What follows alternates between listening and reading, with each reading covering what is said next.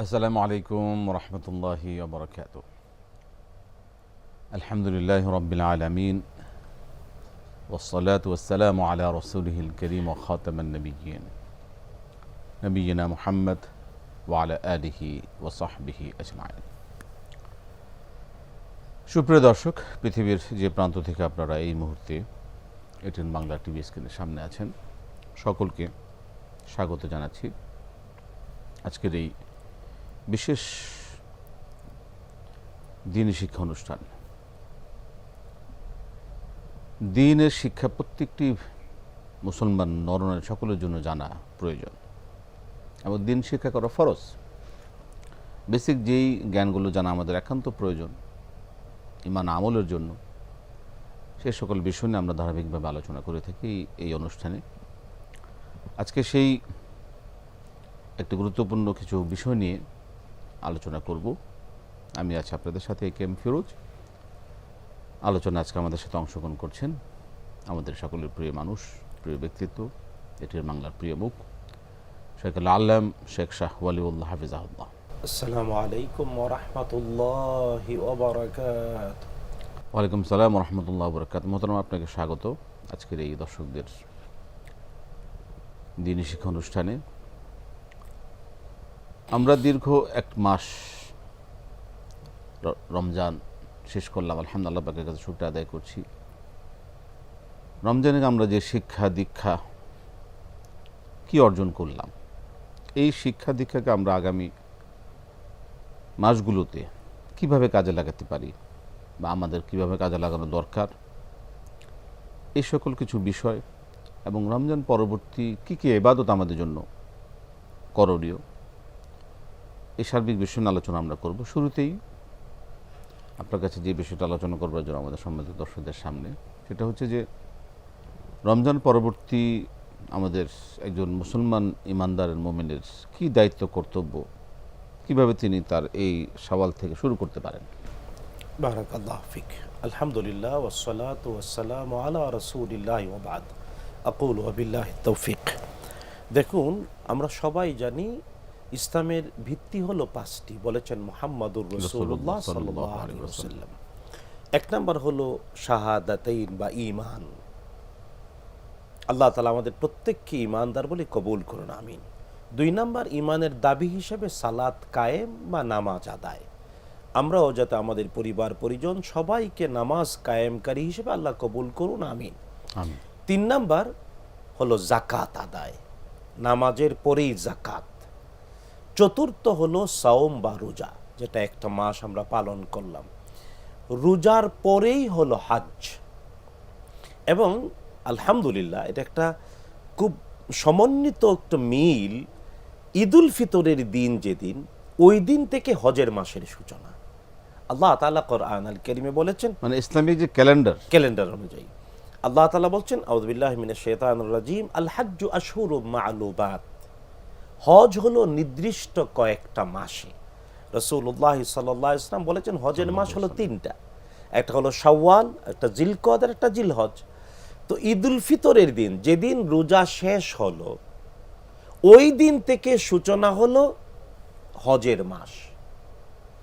হজের সময়ের মিকাত শুরু হয়ে গেল। শাওয়াল, জিলকদ, জিলহজ, এই তিনটা মাস হলো হজের মাস। তাই যখন যে কেউ প্রশ্ন করে রোজার পরে কি করব, এর সহজ উত্তর হলো রোজার পরে হজের সূচনা হয়, আর হজের দ্বারা ইসলামের পরিপূর্ণতা আসে। তাই রোজার পরে হজ। হজে কারা যাবে? রোজা রেখে তাকওয়ার গুণে গুণান্বিত মানুষেরা হজে যাবে। আর হজ ব্যক্তিকে দুনিয়ায় বেঁচে থাকা অবস্থায় জান্নাতের নিশ্চয়তা করে দেয়। সুতরাং রোজার মাধ্যমে তাকওয়ার গুণ অর্জন করে হজের বিশ্ব, মানে ধনী ইমানদারদের, ধনী মুসলমানদের বিশ্ব সম্মেলন মক্কাতুল মুকাররমায়, পৃথিবীতে মানব ইতিহাসের সূচনা কেন্দ্র, অর্থাৎ মানব সভ্যতার সূচনা কেন্দ্র তথা ইসলামী সভ্যতার গুরাপত্তন কেন্দ্র মক্কাতুল মুকাররমায়, আল্লাহর ঘরের প্রাচীন ঘর বাইতুল আতিকে হজে যেতে হয়। সুতরাং এই যে রোজার পর পর হজ করবে, হজের পরে মুহররম হয়ে যে আবার বছর নতুন সূচনা হবে, এটা পৃথিবীটাতে মানুষ হাঁটবে কারা? যারা জান্নাতি মানুষ। চমৎকার, আপনি খুবই প্রাসঙ্গিক এবং খুবই রিলেটেড একটা বিষয় সুন্দর সামনে আমাদের দর্শকের সামনে তুলে ধরেছেন, যে রমজানের একটি দীর্ঘ মাস এবাদত বন্দিগি, তার রমজান যে পেল, যে গুনাহ মাফ করতে পারলো না, তার চেয়ে তো হতভাগা কে। রমজানেতে আল্লাহ সুবহানাহু ওয়া তাআলা তার গুনাহ মাফের একটা বিরাট সুযোগ, রাহমাত মাগফিরাত নাজাতের একটা ডালা বিরাট মুক্ত করে দেন। একটা বিশাল সুযোগ আলহামদুলিল্লাহ লাভ করেছেন। এরপরেই তাকে আরও মর্যাদাবার করবার জন্য, তার জন্য আরেকটা বড় সুযোগ আল্লাহ সুবহানাহু ওয়া তাআলা দিয়েছেন, হজ্জুল মাবরুক, যেটাকে আমরা বলে থাকি। আল্লাহ কবুল করুন, আমিন। আল্লাহ পাক কবুল করুন। যারা এবার আল্লাহ যাদেরকে হজের জন্য কবুল করেছেন তারা তো যাবেনই, কিন্তু যারা আমরা হজে যেতে পারছি না, হজে যাদের সামর্থ্য নেই, তাদের জন্য আমাদের জন্য এই সকলগুলোতে, এই মাসগুলোতে আমরা কিভাবে, কি করণীয়, কি বরণীয়, আমরা কিভাবে কি শিক্ষা দীক্ষা অর্জন করতে পারি রমজানের এই ধন্যবাদ। দেখুন, হ্যাঁ, যারা হজে যাওয়ার প্রস্তুতি নিয়েছেন আলহামদুলিল্লাহ, ফ্লাইটও শুরু হয়ে যাবে, হজের আনুষ্ঠানিকতা আলহামদুলিল্লাহ সূচনা। কিন্তু হ্যাঁ, যারা হজে যেতে পারেনি তারাও বসে থাকবে না, তারাও প্রস্তুতি নিতে থাকবে। নিজে হজে আগামী বছর, এর পরের বছর, অথবা জীবনে অন্তত একবার মাবরুর হজ আমাদের বংশধরদের আল্লাহ নসিব করুন, আমিন আমিন। আমিন আমিন। তো এই জন্যে কি করবে, যে শাওয়াল মাসে 6টি রোজা রাখবে। রাসূলুল্লাহ সাল্লাল্লাহু আলাইহি ওয়াসাল্লাম বলেছেন, মান সামা রমাদান তুম্মা আতবাআহু সিত্তাম মিন শাওয়াল, যে ব্যক্তি রমজানের রোজা রাখলো তারপরে শাওয়ালের 6টি রোজা রাখলো, ফাকান্নামা সামাদ দাহরা কুল্লা, সে যেন পুরাটা বছর রোজা রাখলো। এটা একটা হিসাব আছে যে যেমন 30 দিনে 30-10-এ 300 দিন, কারণ আল্লাহ তাআলা প্রত্যেকটা ভালো কাজ বিআশরি আমসালিহা, কোরআনে কারীমে 10 গুণ বাড়িয়ে মান দেয়। জাআ বিল হাসানাতি ফালাহু ফালাহু আশরু আশরু আমসালিহা। আচ্ছা, একটা ভালো কাজ করবে 10 গুণ মিনিমাম আল্লাহ দেবেন। তো 30টা রোজা 10 দিয়ে গুণ করলে 30 গুণ 10 সমান 300। এক বছর, চান্দ্র বছর হয় 354 দিনে অথবা 355 দিনে। আচ্ছা, তার মানে 54-55 দিন গ্যাপ। সৌর বছর হয় 365 দিন 6 ঘন্টায়। তো 354 দিনের 6, মানে এই 54-55 দিন পূর্ণ করার জন্য 6টা রোজা। চমৎকার। তার মানে সারা বছর রোজা রাখার সওয়াব হয় শাওয়ালের 6টি রোজা রাখার মধ্যে। তবে এখানে একটা প্রসঙ্গত ক্লিয়ার করে বলা উচিত, আমাদের অনেক লোকজনই জানতে চান যাদের সফরের কারণে অথবা অসুস্থতার কারণে রোজাগুলো অথবা মা বোনদের ভাঙতি রোজার কারণে রমজানে 5টা-7টা রোজা রাখতে পারলেন না, তারা কি 6 রোজার আগে এই ফরজ রোজাগুলো, ভাঙতি রোজাগুলো রাখতে হবে, না আগে 6 রোজা রাখবেন? এই ক্ষেত্রে সকল আইম্মা মুস্তাহিদিন একমত, উত্তম হলো 5টা, 7টা, 10টা, যে কয়টা ভাঙতি রোজা মুসাফির হওয়ার কারণে অথবা অসুস্থতার কারণে পারে নাই, তা রেখে দিয়ে তারপরে শাওয়ালের 6টি রোজা রাখা। কারণ একটা মাস এর মধ্যে 6 রোজা। কিন্তু কেউ যদি বিভিন্ন কারণেই তিনি বলেন না, আমি আগে 6টা রোজা রাখবো, তারপরে পরবর্তীতে আমি ভাঙতি রোজাগুলো রাখবো, তার জন্য একটা দলিল আছেন। তিনি হলেন আমাদের মা উম্মুল মুমিনিন সিদ্দিকা বিনতু সিদ্দিক আয়েশা রাদিয়াল্লাহু তাআলা আনহা ওয়া আরদাহা। আমাদের মা করেও 10,000 পুরুষ সাহাবীর শিক্ষক ছিলেন। তিনি নারী ছিলেন, তার ভাঙতি রোজা হতো, তিনি তার ভাঙতি রোজাগুলো পরে রাখতেন। যে কয়দিন রাসূলুল্লাহ সাল্লাল্লাহু আলাইহি ওয়াসাল্লাম জীবদ্দশায় বেঁচে ছিলেন, তিনি ওই ভাঙতি রোজাগুলো পরে রাখতেন, আগে রাখতেন 6 রোজা। তো আমাদের মায়েরই আমল, তিনি ফাকিহা ছিলেন, আমাদেরকে বলে এটা ওয়াসাআত আছে। তবে উত্তম আগে ভাঙতি রোজা রেখে তারপরে 6টি রোজা রাখা, কোনো এতে করুন নীতিগত দিক দিয়ে আসলে, এবং যেহেতু রমজানের রোজাগুলো তো ফরজ রোজা, ফরজ এক নম্বর বিষয়। আর 2 নম্বর বিষয় হচ্ছে যে এই শাওয়াল মাসটা তো আর প্রতি মাসে না, আর এই একটা মাস। শাওয়ালের যে 6টি রোজা, এটা তো শুধুমাত্র মাসের মধ্যেই। এই মাসের জন্য নির্ধারিত। সুতরাং এই ফরজ রোজা যে এগুলো তো সারা বছরই চাইলে রাখার সুযোগ রয়েছে, কিন্তু শাওয়ালের এই সওয়াবটা তো আর অন্য মাসে গেলে আমরা পাবো না। এই জন্য আসলে ইসলাম খুব ফ্লেক্সিবল, আসলে ইসলাম খুব সহজ, আর দিন ইউসরুন। এই জন্য কোনো জিনিসই একদম বাধ্যতামূলক কিছু না, কিন্তু উত্তম যেটা হচ্ছে যে ফরজগুলোকে বাধ্যতামূলক করেছে, তাই এর বেশি নিজেরা বাড়াবাড়ি করতে করা ঠিক হবে না। চমৎকার মহতরম, আসলে আমাদের এই বিষয়গুলো খুবই গুরুত্বদায়ক। এই বিষয়টি নিয়ে আমাদের মধ্যে একটা সংশয় থাকে, আসলে আমরা কোনটা কী করব, কীভাবে করব। সেই ক্ষেত্রে আমরা পরবর্তী যেটা বিষয়টা আমাদের সঙ্গে দর্শকদের সামনে আমাদের তুলে ধরা আমরা প্রয়োজন মনে করছি, সেটা হচ্ছে যে এই রমাদান কারিমের পরে রমাদানের আমরা একটা বিশাল শিক্ষা অর্জন, আলহামদুলিল্লাহ আমরা যারা নিয়মিত রোজা রেখেছি, সেখানে আমরা একটা নিয়ম, একটা শৃঙ্খলার মধ্যে ছিলাম, ডিসিপ্লিনের মধ্যে প্রত্যেকের মধ্যে অবস্থা হচ্ছে। সেখানে নামাজগুলোর ক্ষেত্রে আমরা দেখেছি মসজিদগুলিতে অন্য অন্য মাসগুলিতে যেরকম মানে সেরকম ভিড় না হয় বা পূর্ণ না হয়, কিন্তু রমজান কিন্তু ভরে গেছিল, তাই না? কিন্তু রমজান পরবর্তী সময় দেখলাম যে সেই ভিড়টা আর দেখি না, সেই মসজিদ ভরাটা আর হয় না। আসলে কি এই ইবাদত কি শুধুমাত্র রমজানের জন্যই না পুরো বছর জুড়ে আমাদের করা উচিত? এই বিষয়ে আমরা দর্শকদের কিভাবে উদ্বুদ্ধ করতে না, পারি? নিঃসন্দেহে এটা সবাইকে স্পষ্ট করে বলে দেওয়া উচিত, জানা উচিত, যতক্ষণ দেহে প্রাণ আছে, যতক্ষণ হুঁশ আছে, ততক্ষণ ইবাদত করতেই হবে। আর ইবাদত এর মৌসুম আছে, কোনো সন্দেহ নাই, কিন্তু ফরজ ইবাদতগুলোর ব্যাপারে কোনো সময়ে বেশি গুরুত্ব দেব, কোনো সময়ে গুরুত্ব কম দেব, নাউযুবিল্লাহ মিন যালিক, এটা এমনটা মানে অলওয়েজ যাতে না সেম, হয়। একদম সবসময় সবসময় একই মান, একই দেখুন, গুণ। আল্লাহ তাআলা, আপনি যে প্রশ্নটা করেছেন, কোরআন আল কারীমে রব্বুল আলামিন যারা এমন বিশেষ মৌসুমে ইবাদত করেন, অন্য সময়গুলোতে ফরজ ইবাদতগুলোকে গুরুত্ব ওই রকম দেন না যেটা দিয়েছেন বিশেষ মৌসুমে, তাদেরকে আল্লাহ তাআলা একজন বৃদ্ধা মহিলা যিনি সুতা কাটে তার সাথে তুলনা দিয়েছেন।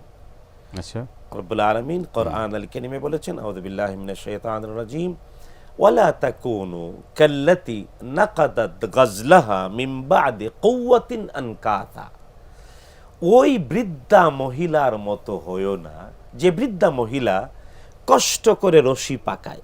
আল্লাহ বলছেন, ওই বৃদ্ধা মহিলার মতো হয়ো না যিনি কষ্ট করে রশি পাকায়, তারপরে মনের সুখে কেচি দিয়ে কেটে ফেলে। পাকানো রশি কেচি দিয়ে কাটলে এবড়ো তেবড়ো হয়ে যায়, আর মিল থাকে না।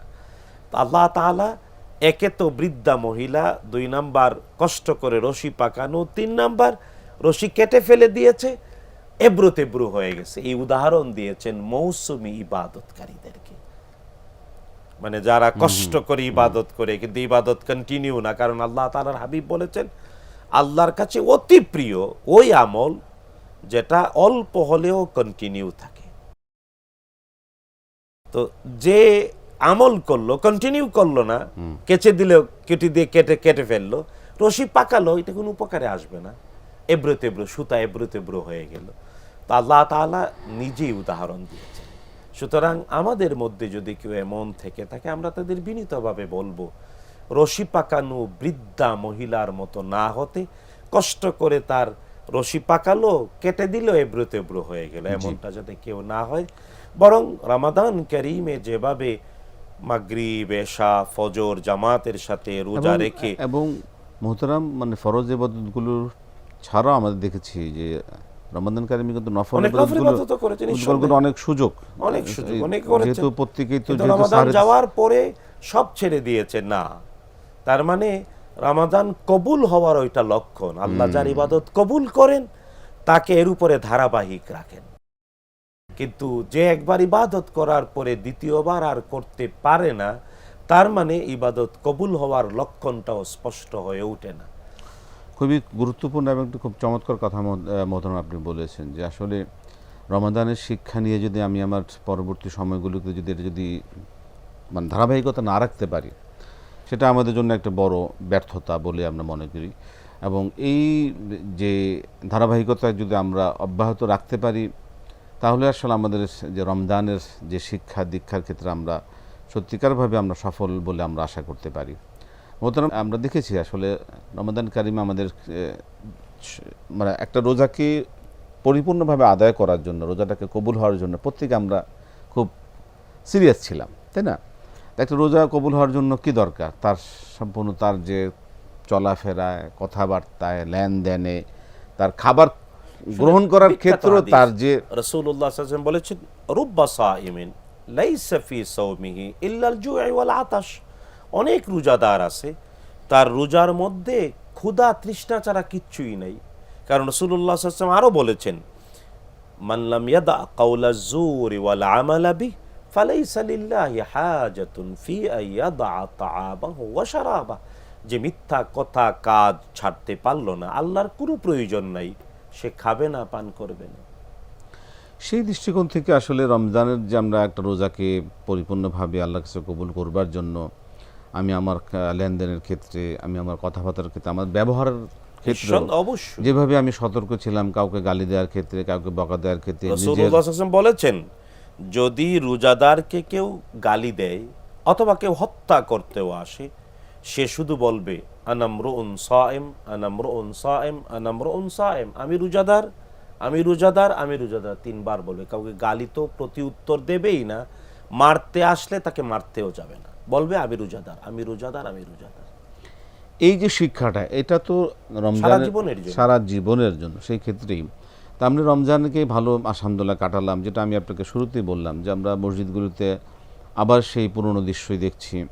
ফজরের সালাতে সেরকম আর লোকজন ভরে না মসজিদ, এবং অন্যান্য সালাতগুলোর ক্ষেত্রেও। কিন্তু এই রমজান কি এই এই এই সালাত কি শুধুমাত্র মানে এই রমাদান কারিমের জন্যই? এই হালাল খাবার কি শুধুমাত্র আমার রমজান রোজার জন্যই? এই আমার মাস ট্রেনিং নিলাম, সারাটি জীবন তথা 11টা মাস, আগামী আবার রমাদান কারিম আসার আগে মাঝখানের 11টা মাস এই 1 মাসের শিক্ষা দিয়ে চলার জন্য। এর নাম হলো তাকওয়া, মানে এলাহি প্রশিক্ষণ, রব্বুল আলামিনের পক্ষ থেকে দেয়া মানুষ এবং জিনদের জন্য চিরন্তন প্রশিক্ষণের ব্যবস্থা, এর নাম রমাদান। আলহামদুলিল্লাহ। মোহতারাম, আমরা ইবাদত নিয়ে কথা শুনছিলাম আপনার। আসলে একজন মুমিনের সবচেয়ে বড় কাজই হচ্ছে তার ইবাদত। তার প্রতিটি, তার মানে শুধুমাত্র ইবাদত বলতে আপনি যে সুন্দর বলেছেন যে 5টি মৌলিক ভিত্তি তো রয়েছে, কিন্তু একজন মুমিন যখন তার চলনে, বলনে, কথায়, সিদ্ধান্তে, ব্যবসা, চাকুরিতে, প্রত্যেক ক্ষেত্রে তো ইবাদতের সুযোগ রয়েছে। যেমন চাকরিতে তার যে অফিসিয়াল নিয়ম কানুন এবং বৈধ যত পন্থা রয়েছে, সৎভাবে তার সকল কিছু পরিচালনা করা, ঘুষ দুর্নীতি মুক্ত থেকে তার যে নৈতিক দায়িত্ব পালন করে যাওয়া, সেটাও তো ইবাদতের মধ্যে। শুনেন, আল্লাহ তো আদেশ করেছেন। জি, একে তো হলো যে শুধু এই নামাজ রোজা বা আমরা যেভাবে দেখি কিছু নির্দিষ্ট মৌলিক যে ইবাদত, মৌলিক ইবাদত, মানে হয়তো যাকাত দিল, হজ করলো, মনে করলো ইসলাম না, জীবনের প্রতিটি মুহূর্ত আল্লাহর আদেশ পালন, নিষেধ থেকে বেঁচে থাকা, এর নাম ইবাদত। এই জন্য ইবাদত মানে ইমতিসাল আওয়ামিরিল্লাহ ওয়াল ইজতিনাব আন নাওয়াহিহি, আল্লাহর আদেশ পালন, নিষেধ থেকে বেঁচে থাকা, মুতাবিকাস সুন্নাহ আন নববিয়্যা আল মুতাহহারা, মুহাম্মদুর রাসূলুল্লাহ সাল্লাল্লাহু আলাইহি ওয়াসাল্লামের অনুকরণে হতে হবে। আল্লাহর আদেশ পালন, নিষেধ থেকে বেঁচে থাকা, মুতাবিকাস সুন্নাহ আন নববিয়্যা, মুহাম্মদুর রাসূলুল্লাহ সাল্লাল্লাহু আলাইহি ওয়াসাল্লামের সুন্নাহর অনুকূলে হতে হবে। সুতরাং জীবনের প্রতিটি কাজই ইবাদত, যদি সুন্নাহর অনুকূলে আল্লাহর আদেশ পালন করে নিষেধ থেকে বেঁচে থাকা হয়। যেমন আপনি চাকরির কথা বলেন, আল্লাহ তাআলা আদেশ করেছেন হালাল খাওয়ার জন্য, নবীদেরকেও বলেছেন ইয়া আইয়ুহার রুসুল কুলু মিম্মা ফিল আরদি হালালান তাইয়্যিবা, মানবতাকে অ্যাড্রেস করে বলেছেন ইয়া আইয়ুহান নাস কুলু মিম্মা ফিল আরদি হালালান তাইয়্যিবা, খাও হালাল, বৈধ এবং টাটকা। এখন বৈধ খাবারের উপার্জনের জন্য ব্যক্তি যে কাজটা করবে, এটা তো ইবাদত, কারণ আদেশ করেছেন কে? আল্লাহ তাআলা। কারণ যদি রিজিকটা বৈধ না হয়, তার কিচ্ছুই আল্লাহ কবুল করবেন না। ইন্নাল্লাহা তাইয়্যিব লা ইয়াকবালু ইল্লা তাইয়্যিবা, আল্লাহ পবিত্র, পবিত্র ছাড়া কিচ্ছুই কবুল করেন না। শরীরে খাবার যদি হারাম হয়, নবীজি সাল্লাল্লাহু আলাইহি ওয়াসাল্লাম স্পষ্ট করে বলেছেন লা ইয়াদখুলুল জান্নাতা জাসাদুন গুযিয়া বিল হারাম, জান্নাতে প্রবেশ করবে না ওই শরীর যে শরীরে খাবার ঢুকেছে হারাম। রাসূলুল্লাহ সাল্লাল্লাহু আলাইহি ওয়াসাল্লাম স্পষ্ট করে বলেছেন, হারাম খাবার যে শরীরে ঢুকেছে ওই শরীরটা জান্নাতে যাবে না। সুতরাং আমাদের জীবনের প্রতিটা মুহূর্ত, প্রতিটি মুহূর্ত আল্লাহ রাসূল সাল্লাল্লাহু আলাইহি ওয়াসাল্লামের অনুকরণে, আল্লাহর আদেশ পালন, নিষেধ থেকে বেঁচে থাকা, এর নাম ইবাদত। আলহামদুলিল্লাহ। প্রিয় দর্শক, আমরা শুনছিলাম যে আসলে আমরা যারা শুধুমাত্র নামাজ রোজা এবং মৌলিক ইবাদতগুলো করে আমরা যদি মনে করি যে না, আমি তো ইসলামের সব কিছুই পালন করছি, কিন্তু তার ব্যক্তি জীবনে, সামাজিক জীবনে, কর্মজীবনে, তার ব্যবসায়িক জীবনে প্রত্যেক ক্ষেত্রে কিন্তু আমার প্রত্যেকটা কাজ যদি আল্লাহ রসুলের নিয়ম অনুসারে যদি আমরা করতে পারি, অনুসরণ অনুকরণ করতে পারি, তাহলে প্রত্যেকটা কাজই প্রতিটি মুহূর্তে আমার ইবাদত হিসেবে গণ্য হবে এবং এটারই মূল্য আল্লাহর কাছে সবচেয়ে বেশি। আমার হালাল ইনকামের একজন একজন একজন পরিশ্রমী মানুষ যিনি তার পরিবারের জন্য উপার্জন করছেন, একদিকে তো তিনি হালাল উপার্জন করছেন এবং তার পরিবারের জন্য যে এই যে খরচ করছেন, ওইটাও ইবাদত হিসেবে তার গণ্য হবে এবং পরিবারকে যে সময় দিচ্ছেন সেটাও ইবাদত হিসেবে গণ্য হবে। তার যে আত্মীয় স্বজনের খবর নিচ্ছেন, তাদের প্রতি যে কেয়ারি, তার আন্তরিকতা, এটাও ইবাদত হিসেবে গণ্য হয়। আসলে ইবাদতের যে সংজ্ঞা, এটাতে মানে স্পেসিফিকভাবে শুধুমাত্র ওই আমরা সাধারণভাবে বুঝে নিয়েছে নামাজ না পড়লে মনে আমার কোনো ইবাদত হচ্ছে না। না, অবশ্যই নামাজ লাগবে, কিন্তু নামাজ মৌলিক বিষয়গুলিকে বেস করে নামাজ শিখায় আমার খাবারটা হালাল হতে হবে, নামাজ হলো মূল বিষয়। আমাকে আল্লাহর আদেশ পালন করতে হবে, নামাজ শিখায় আমাকে রাসূলের অনুকরণ করতে হবে। নামাজের মধ্যেই সব শিক্ষা রয়েছে। মোহতারাম, আপনি শুরুতে একটা যেটা 5টি মৌলিকের বিষয় বলেছেন, শাহাদাতাইন, সেখানে 2টা সাক্ষীর কথা বলা হয়েছে।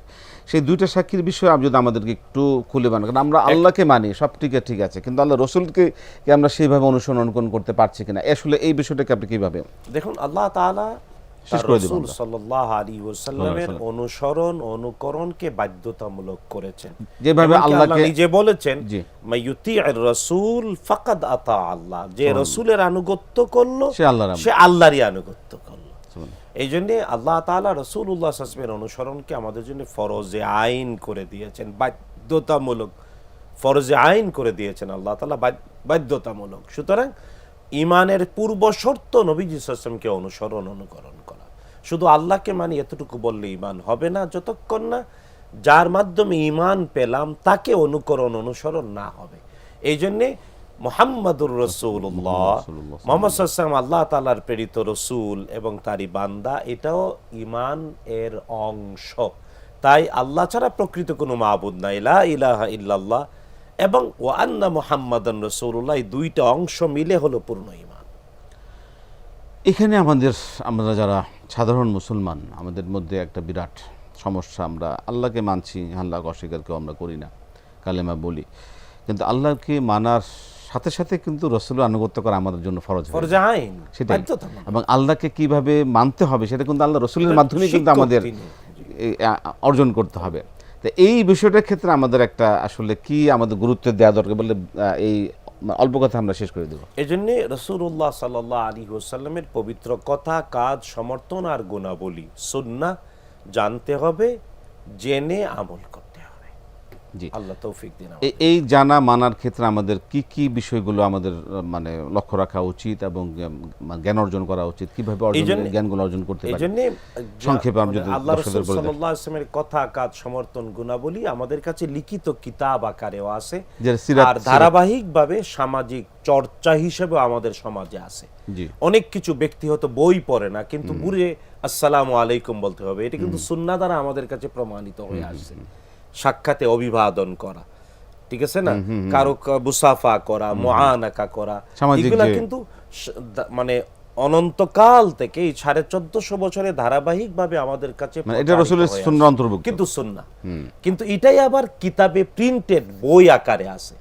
এই জন্য উচিত আমাদেরকে বই আকারে থাকা জ্ঞানগুলো যা সমাজেও আছে এটাকে সমন্বয় করে পড়ালেখা করা, এবং এই জ্ঞান অর্জন বই থেকে এবং সমাজে প্রচলিত যে মাহফিল, ওয়াজ অথবা প্রচলন, এগুলাকে বইয়ের সাথে মিলিয়ে আমল করা, তাইলেই বিভ্রান্তি থেকে দূরে। সেটাই অবশ্যই আমরা ইটিএন বাংলা সবসময় যেটাকে মূল্যায়ন করে থাকে এবং যে বিষয়টা গুরুত্ব দিয়ে থাকে সেটা অবশ্যই রাসূলের সুন্নাহ হতে হবে এবং সহিহ সুন্নাহর ভিত্তিতে।